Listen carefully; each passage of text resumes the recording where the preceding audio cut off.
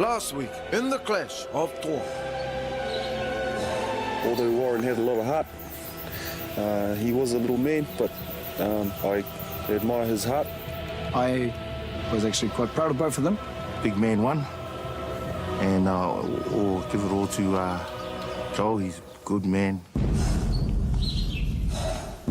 Knew that Joel was going to walk out of there, and he did. I mean, he comes from a fighting background. He's a boxer. He's been in the ring before. Wasn't surprised that Joel came out triumphant. So he sort of had an advantage there. Warena, he done his best. Joel was saying right to the bitter end. No doubt he would have given it his all before he went. Just the outcome wasn't a bit of